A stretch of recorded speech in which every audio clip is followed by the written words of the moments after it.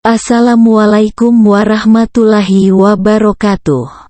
Perkenalkan, nama saya Nur Bintang. Dengan NIM 210101145 dan Prodi Sistem Informasi. Di sini saya akan mempresentasikan tugas kedua matkul interaksi manusia dan komputer.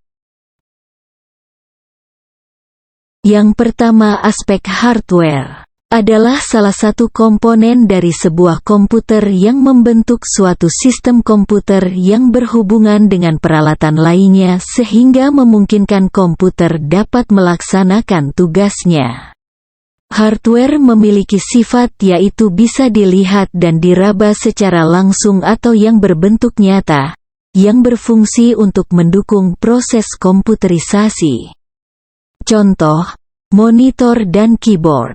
Yang kedua ada aspek software. Merupakan salah satu bagian terpenting dari komputer itu sendiri. Komputer merupakan sistem elektronik yang fungsinya memanipulasi data yang cepat dan tepat serta akurat, yang telah dirancang dan diorganisasikan supaya secara otomatis menerima atau menyimpan data input dan masukan, kemudian memprosesnya dan menghasilkan output di bawah pengawasan suatu langkah-langkah. Instruksi-instruksi program yang tersimpan di memori, store program. Agar dapat melakukan tugasnya itu maka diperlukanlah perangkat lunak, software. Yang ketiga ada aspek brainware. Pengertian brainware adalah orang yang menggunakan, memakai ataupun mengoperasikan perangkat komputer. Seperti contoh dari brainware yaitu programmer, netter, sebutan untuk orang yang sedang melakukan surfing di internet, serta orang yang sedang menggunakan perangkat komputer.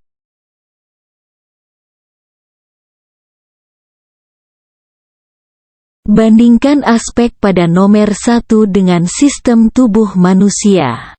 Pada manusia otak adalah bagian utama penggerak pada manusia. Sedangkan pada komputer prosesor adalah bagian utama penggerak pada komputer. Yang kedua, jantung adalah pemompa darah pada manusia.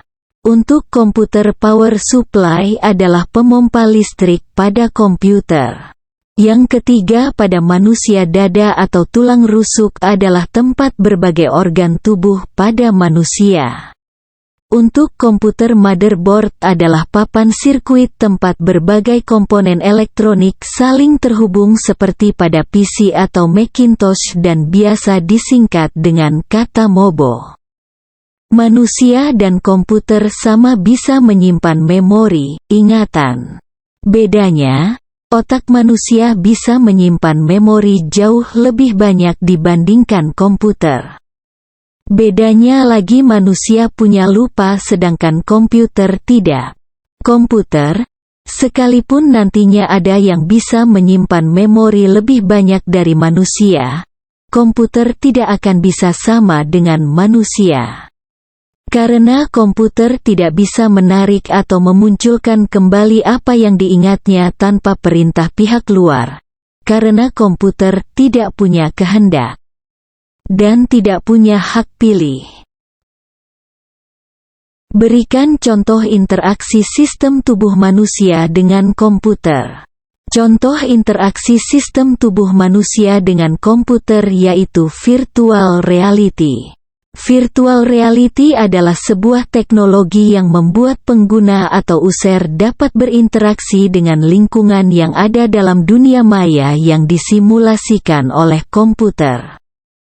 Yang pertama, manusia dengan peralatan VR di mana kita bisa menerima penglihatan 3D.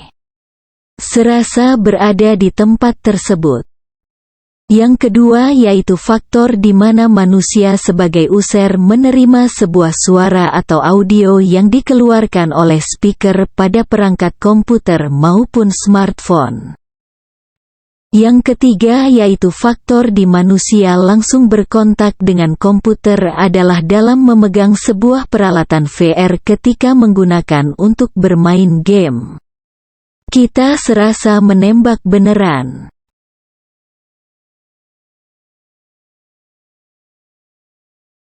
Terima kasih sudah menonton video saya. Wassalamualaikum warahmatullahi wabarakatuh.